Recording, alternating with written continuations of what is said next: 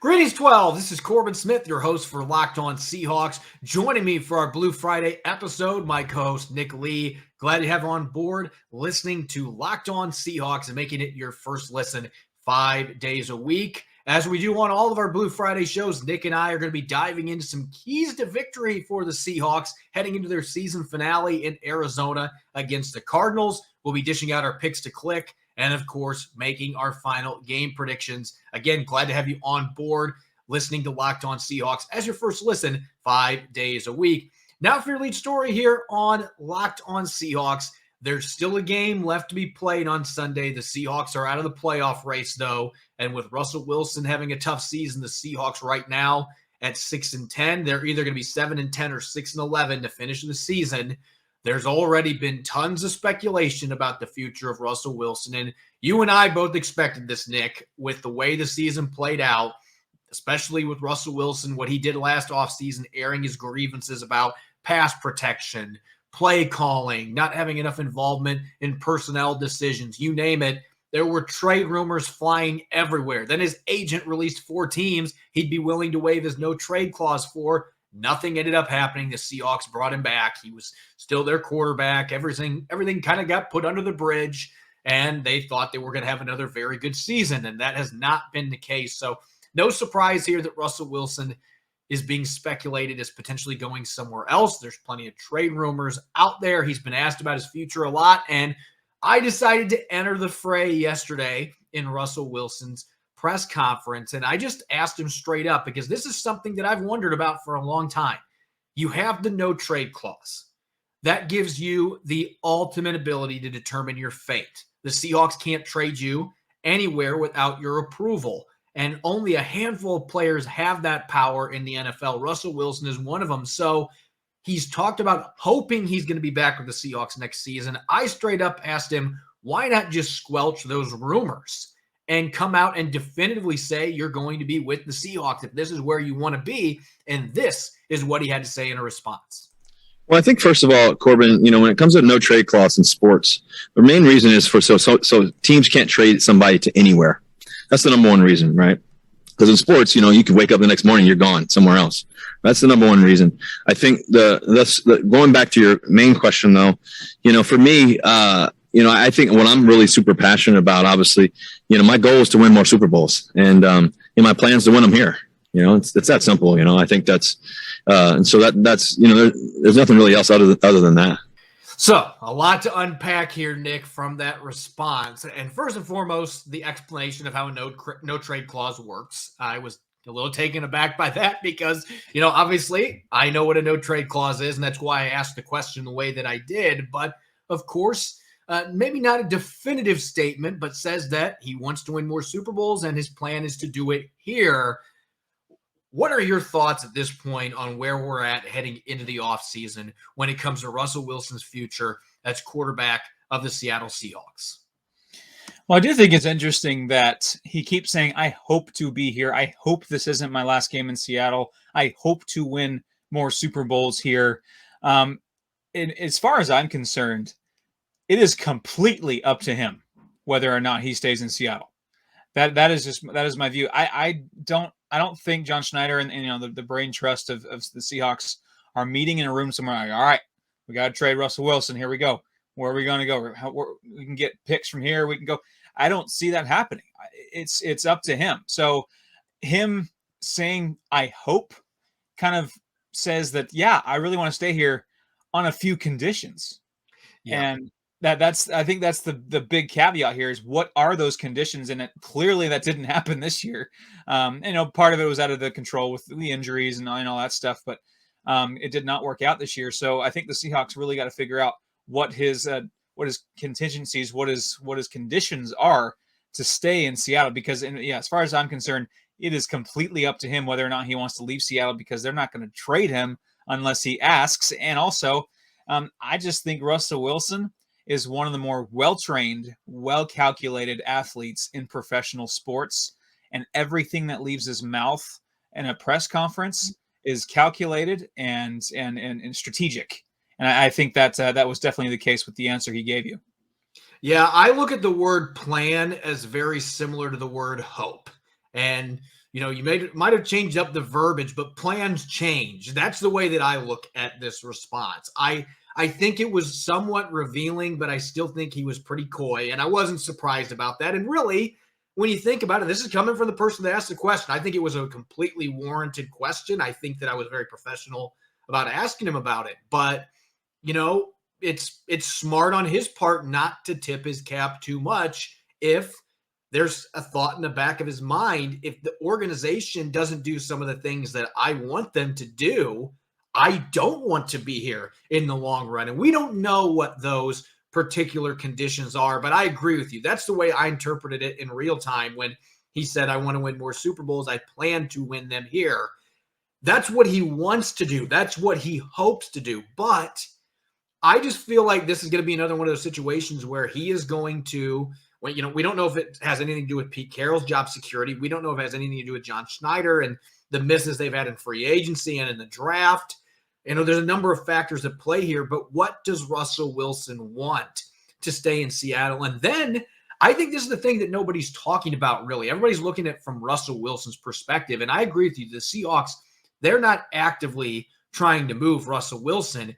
But what if he ends up throwing out a bunch of crazy demands that need to be met for him to want to stay in Seattle when he's already a $35 million a year quarterback that didn't play like a $35 million a year quarterback this season? I think at that point, especially if you still got Pete Carroll and John Schneider running the show, which I think the Seahawks are going to make very few changes on that front. I think they're going to give Pete Carroll another year.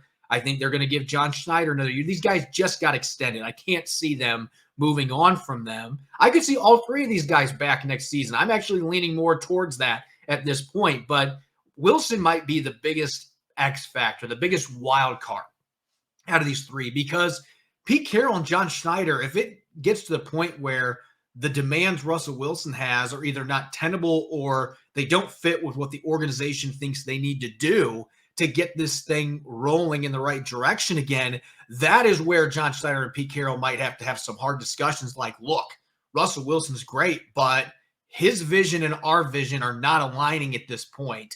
And that's where that whole division talk between ownership, the GM, coach, and your star quarterback, that's where a lot of that speculation has come from the last couple of years. Are they not aligned? And so I think that's what makes all of this very fascinating with one game left to play, and then we're officially in the offseason. What are Russell Wilson's demands to stay here? Because I'm sure he has some. What needs to change for him to be happy here still and want to be the quarterback in Seattle? And are Pete Carroll and John Schneider, A, going to be here? And B, if they are they going to want to give in to all of those demands if it doesn't fit with what their vision of the franchise is? And again, it just makes all of this very fascinating and at the same time nerve-wracking for Seahawk fans. And I sure hope that when the time comes, Russell Wilson's able to be specific on what his demands are and if they're reasonable. Because if it turns into a guessing game where the coaches and the staff are trying to guess what he wants and make moves, it turns into Minesweeper. I know you younger kids don't really know what that is.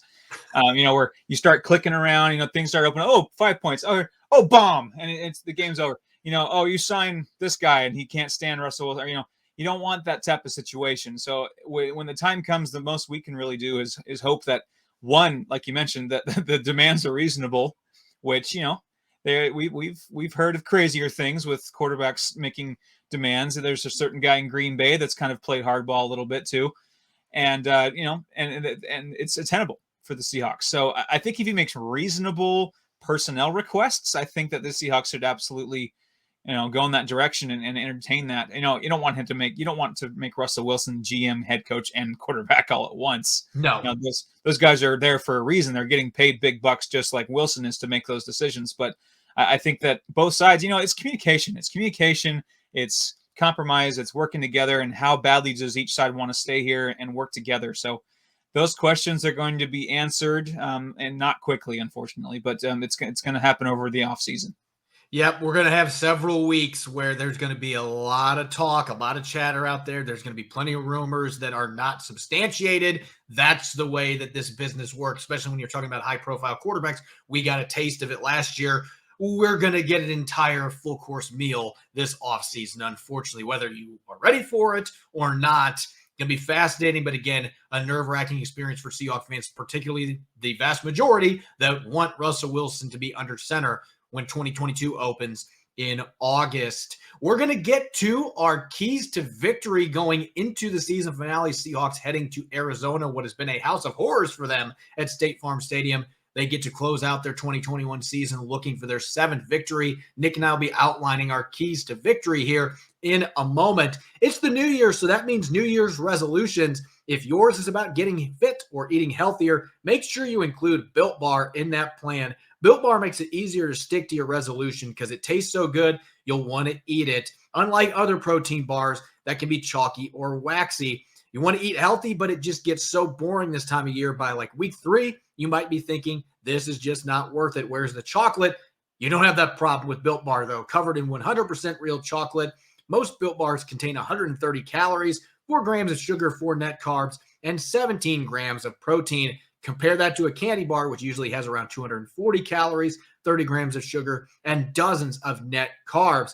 Even if you're not a huge fan of working out, you can at least eat something that tastes good and is good for you. That way, when you enjoy a delicious Built Bar, you can almost count it as a workout. So many great flavors: coconut almond, my personal favorite, peanut butter brownie, cookies and cream, salted caramel. Built is coming out with new limited flavors all the time. So check out Built.com often, see what's new. So go to Built.com, use the promo code LOCK15 and get 15% off your order. That's LOCK15 for 15% off at Built.com.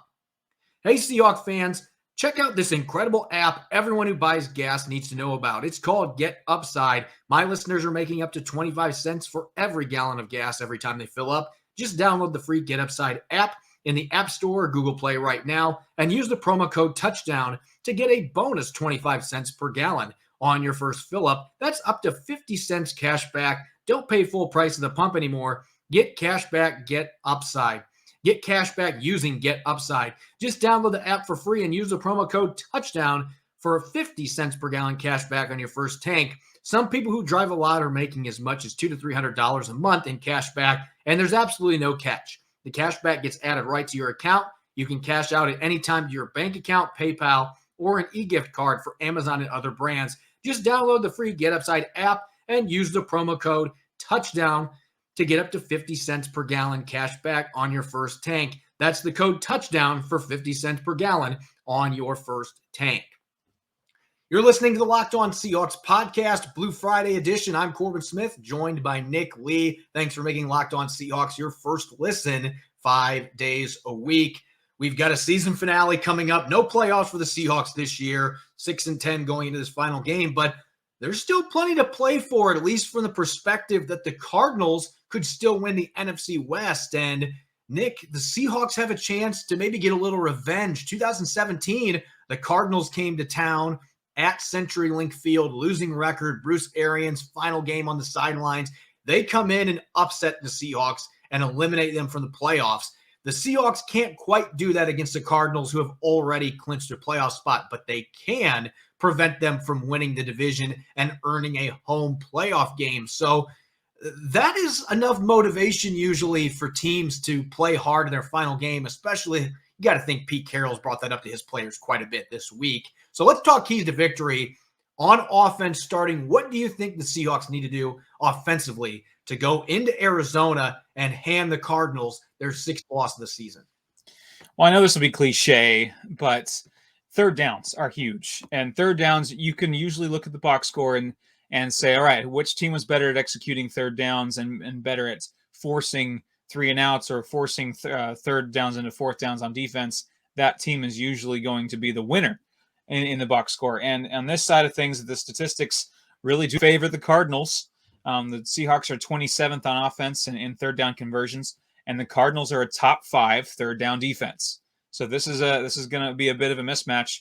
And so I think that the Seahawks, can use that quick passing game and stay on schedule. Those cliches, and not just avoid third and long. But I joked with Rob a few weeks ago, and stay away also from not just third and long, but third and extra medium.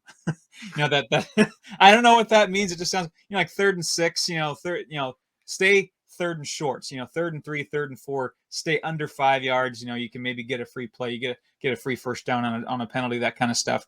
But anything beyond 5, with how the offense has gone and how well the Cardinals are playing on defense, you don't want to put yourself into those situations. And part of that, is using guys like Rashad Penny. I'm going to go ahead and eat crow a little bit here. Rashad Penny has come on and been a fantastic revelation in the last few weeks. Just so much fun to watch. I know you're going to touch on this in a minute, but I want to take my turn to eat a little crow. And I'm happy to admit when I'm wrong. I know this doesn't quite make up for 3 years of disappointment before this as a first round pick, but what he's done now, he absolutely, if in a vacuum last month, he's played like a first round caliber running back. We've known that talent is there. The spurts that he's shown the first 3 years where he's actually been healthy, he was always averaging a little over 5 yards per carry. So this is a guy that's been a dynamic, explosive runner. We just hadn't seen it for an extended period of time. And that leads into me being the running back guy. This should be a surprise. But in this particular game, when you have Chandler Jones and Marcus Golden rushing off the edge, one way that you can slow down potent edge rushers is running the football. And I look at this Cardinals team. Jordan Phillips has already been ruled out. They've got Zach Allen, who's around 285 pounds, plays defensive end, can reduce inside. He's questionable. This is a team that lacks depth in their defensive interior. And I feel like with the linebackers they have, players like Isaiah Simmons that are very talented players, but maybe not the biggest of linebackers. If you can win in the trenches in the interior and your big guys, your guards can climb to the second level and get up to players like Isaiah Simmons and Jordan Hicks, I feel like this is a Cardinals team. They're still giving up a little over 4.4 yards per carry this year. They were great against the Cowboys last week, but I still think this is a defense that you can absolutely run the football on. And I think the big way that they do that is winning between the tackles. And maybe that's been the most impressive part of Rashad Penny's revelation here these last 4 or 5 games. He hasn't been just winning running outside. Has there been some times he's bounced runs? Absolutely. You don't want to completely take that out of his game with his explosiveness and his burst, but he's been much better about hitting creases between the tackles and running through the teeth of the defense and picking up big chunk yardage. That's going to be a big difference in this game from the first time these teams met. Penny got hurt in the first drive of the game after an 18-yard run. We don't know how that game plays out if he stays healthy, because a speedy back that can also break tackles like him could be a real problem for the Cardinals defense. I think you've got to have that run game. If they can, it makes life a little bit tougher for those edge rushers to be able to pin their ears back, and it makes life easier on Russell Wilson setting up your play action game. And you see on Twitter those like prayer circle tweets, like with this house of horrors and injuries that you've seen with the Cardinals. I hate to even speak it into existence, but please let's keep Rashad Penny, that prayer circle tweet going for Rashad Penny's health for this game in a stadium where many a Seahawk has found themselves, unfortunately, in the injury tent. So I think Rashad Penny is a big key here. And on defense, I think that one of the things that I come from a family of Eagles fans. My dad's from Philly. They are huge Zach Ertz fans, and they were devastated when Zach Ertz was traded to the Cardinals, as many Eagles fans were. And I think the Seahawks need to be wary that he could devastate the Seahawks, especially with the absence now that the Seahawks are completely depleted at strong safety. And you have to. I mean, Cliff Kingsbury, he's no dummy. He knows this. And Zach Ertz, naturally the Seahawks have always struggled defending tight ends. Now you got an all-pro caliber tight end against a defense that is severely lacking in depth at safety. That spells trouble.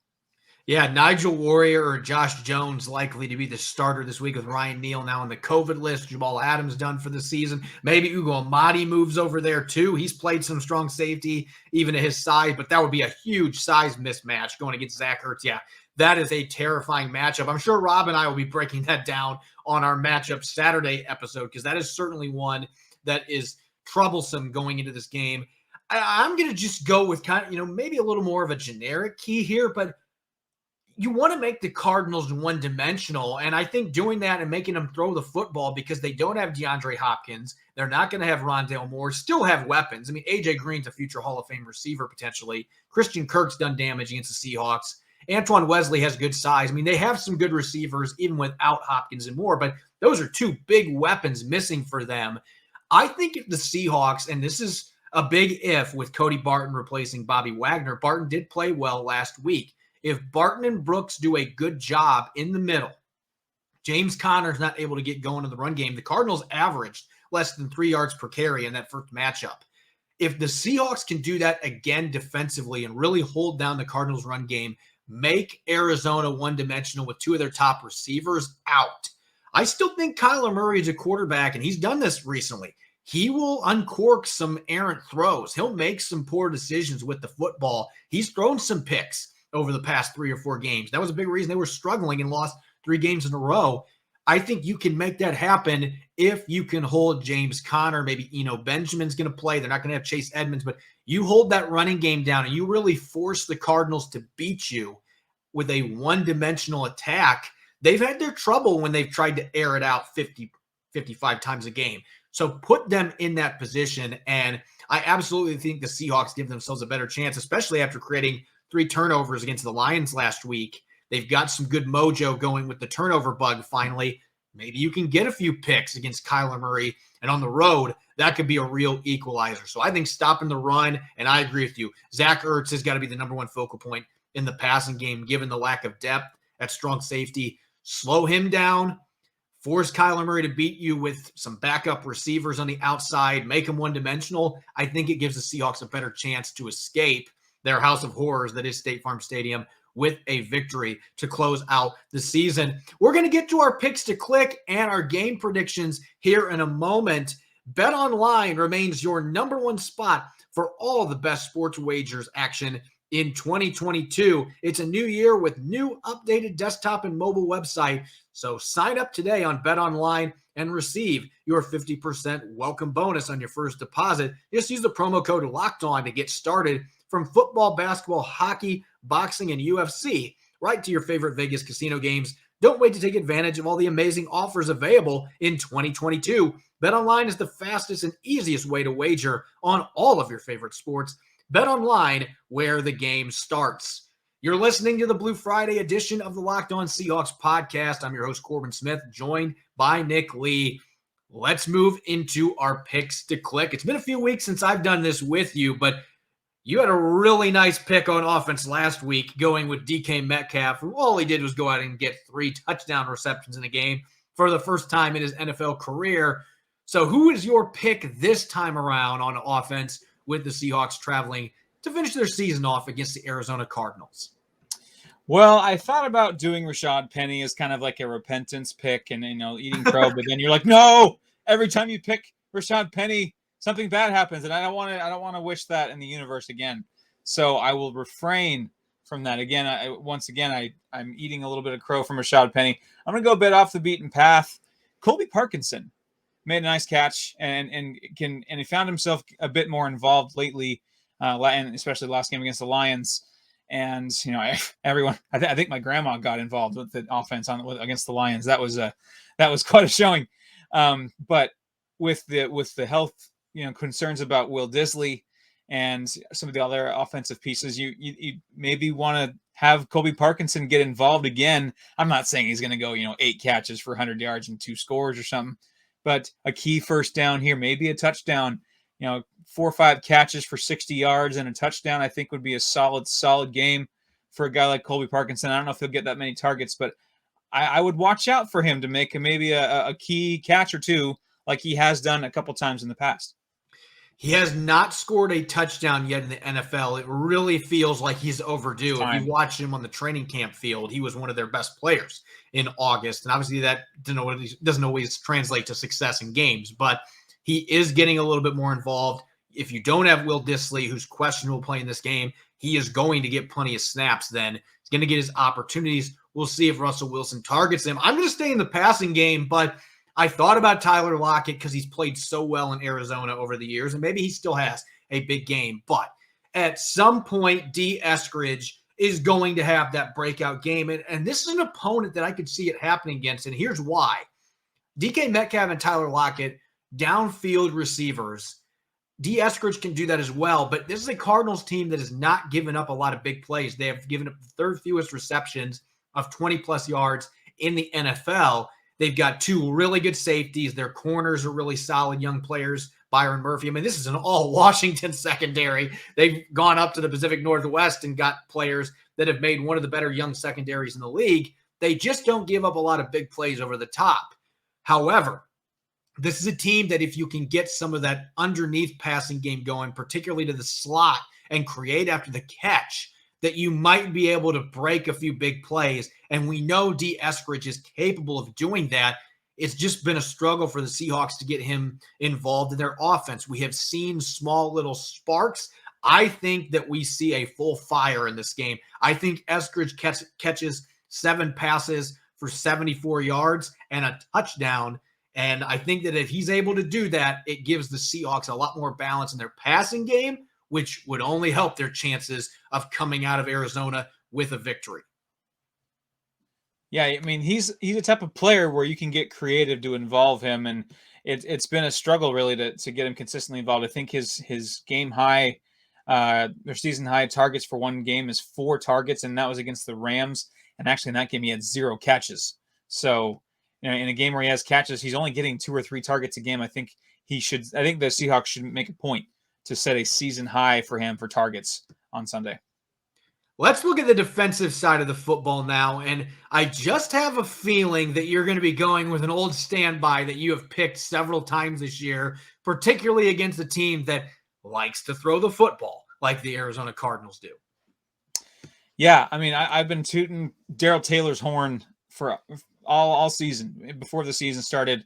You know, maybe it's because I'm a little bit emotionally attached to him, as I actually got to watch him play in person in college. And I just liked what I saw off the page. I mean, I watched him play again at Tennessee against BYU, and I'm like, who's this guy? And BYU ended up winning the game, but he was a guy that's just constantly, you know, making plays. And I just think he's got that athleticism that could match Kyler Murray. And I know maybe not, you know, in a foot race or whatever, that's maybe not the case, but you know, just athletically on defense, especially in that front 7, he's a guy that could match up and make a play, make a sack, make a key tackle when a 2-yard scramble could have easily been a 20-yard scramble, you know, that kind of thing against Kyler Murray. So that stuff is kind of important. So I'm just a huge fan of what he's accomplished this year. 6 sacks. I'd love to see him get to 7 sacks and just have a really strong finish to what has been a very strong, you know, rookie season, sophomore year. I'm going to go with a revenge game in the secondary. Sidney Jones, I still think there's a lot of people to this day that disagree with me, but I still think he had an interception against Colt McCoy in that game. There's a lot of people that say, oh, he didn't secure the ball. You know, the ball hit the ground. I thought he had possession. I still stand by that. I think he makes up for that in this game. I mentioned it in the second segment on our show today. Kyler Murray has had a propensity at times to make some poor decisions with the football, especially since he came back from his injury. I think, especially without 2 of his top receivers, he's going to try to force the football a few times. And I think Sidney Jones is going to get a little bit of revenge and get that first pick of the year. DJ Reed was finally able to do it with 2 picks against the Lions last week. Obviously, a far inferior opponent with a backup quarterback. But I think Sidney Jones is going to have a pick and 2 pass breakups in this game. I think we're going to see number 23 come back from the COVID list and continue to play at a high level as he has for a good chunk of the second half of the season. And so if they're able to, again, they can create turnovers in this game. If they're able to do that, that really plays to the visiting team in a game that the Cardinals still have a lot to play for. The Seahawks, from a standings perspective, don't, but they want to finish the year on a strong note. I think Sidney Jones has a great opportunity here. So he's going to be my defensive pick to click, getting an interception against Kyler Murray. All right, predictions time now, Nick. Normally, this is just you. I usually dish out my prediction on Crossover Thursday, but some of the hosts in our network, we have different show schedules that we do week in, week out, which I enjoy. I like doing some different things. So I have not had a chance to dish out my prediction yet. Let's start with you. Who wins this football game? Do the Seahawks end on a 2-game winning streak, or does an ugly season end in defeat in Arizona? Well, a few things are at play. Obviously, the Cardinals have a lot to play for. They legit have hopes of a division championship, which should motivate anyone with a pulse on that team. And the Seahawks want to play spoiler And Pete Carroll will just have those guys ready to play because that's just the kind of coach he is. But a few things make me nervous. The third down disparity, the third down statistics between Seahawks offense and Arizona's defense make me nervous. The matchup with Zach Ertz against a depleted safety group makes me very nervous. That stadium makes me very nervous. Just in general, that every time I hear, I guess that's not University of Phoenix. There's a State Farm now. Every time I hear that name, I get a little, bubble guts. Like, I don't like that place, just from a Seahawks perspective. And so, just a few, as far as things that weigh in, I can see this scenario where the Seahawks win. Rashad Penny is just as hot as anybody in the National Football League right now, which is awesome. But I'm not sure it's going to be enough. I just think that there's too much working against the Seahawks. There's a lot of motivation on the other side. And when you're talking division championship and playoff seedings, they have a ton to play for. They're uber talented.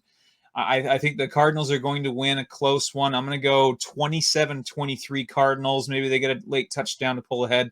Absolutely going to be competitive. I think the Seahawks will absolutely be in this game in the fourth quarter. They really don't know how to play any other style of football besides, heartburn. It's never over till it's over. For better or for worse. Usually it's for worse as far, they're winning and then they somehow make a way to make it closer than it should have been. But on this side, maybe it's a bit different. So I'm going to go 27-23 Cardinals, a close, unfortunate loss for the Seahawks that in some ways kind of encapsulates a very frustrating season.